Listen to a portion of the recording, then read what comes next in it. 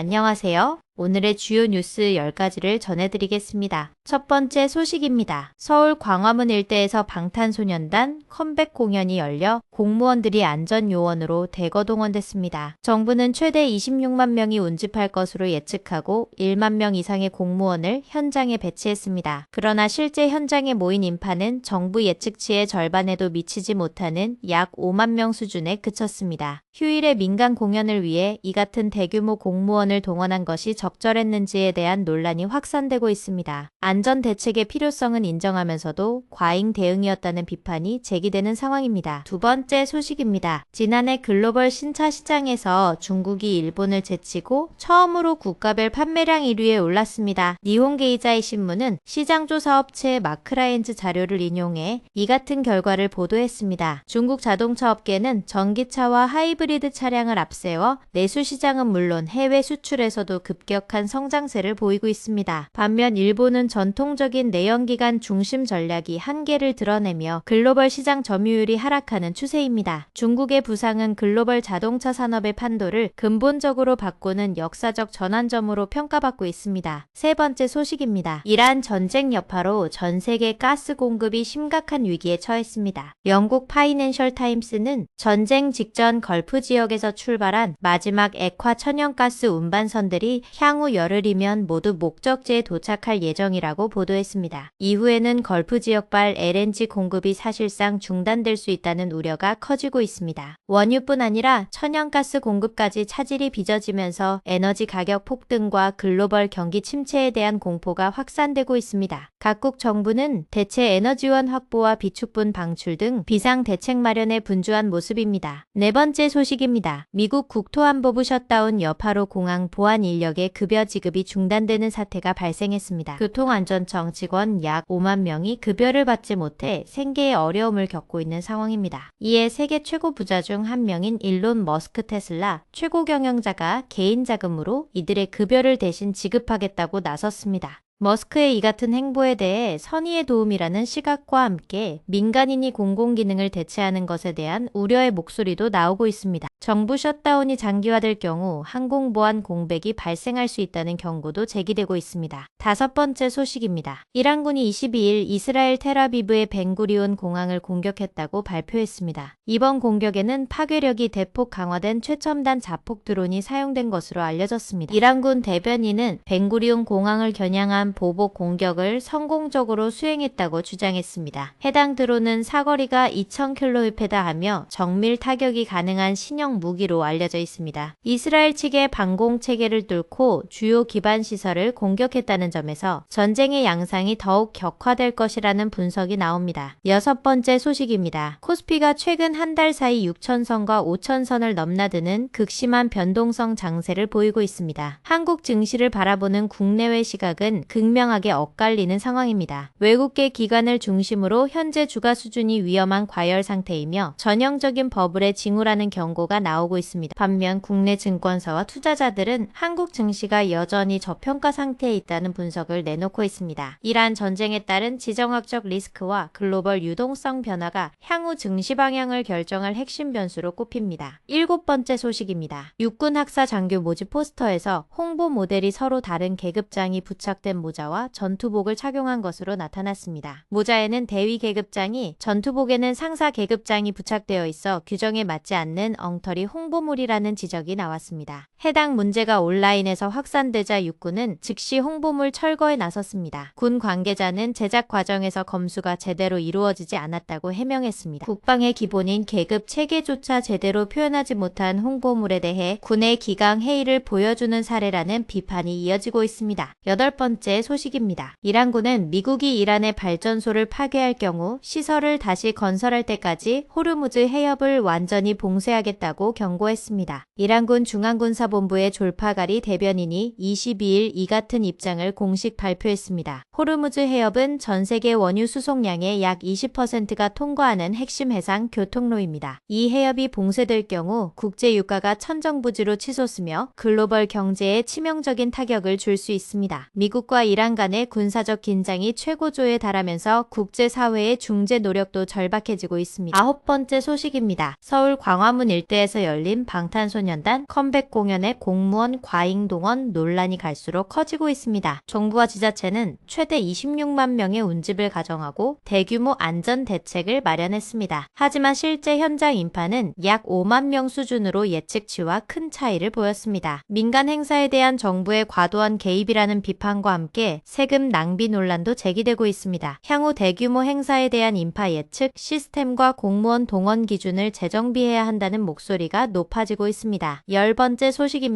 10번째 소식입니다. 방탄소년단 광화문 컴백 공연과 관련된 공무원 동원 논란이 영상을 통해서도 확산되고 있습니다. 현장에서 촬영된 영상에는 예상보다 한산한 광화문 일대의 모습이 담겨 있어 과잉 대응 논란에 힘을 실어주고 있습니다. 정부는 이태원 참사 이후 강화된 안전관리 기조에 따른 조치였다고 해명했습니다. 그러나 전문가들은 과학적 인파 분석 없이 최악의 시나리오만을 상정한 결정이었다고 지적합니다. 앞으로 유사 행사에서는 데이터 기반의 합리적인 안전 대책이 필요하다는 의견이 모아지고 있습니다. 오늘은 이란의 호르무즈 해협 봉쇄 경고와 LNG 공급 위기, 중국 자동차의 세계 1위 등극, 그리고 BTS 공연 관련 공무원 과잉 동원 논란 등 국내외 주요 뉴스를 전해드렸습니다. 오늘의 뉴스를 마치겠습니다. 시청해주셔서 감사합니다.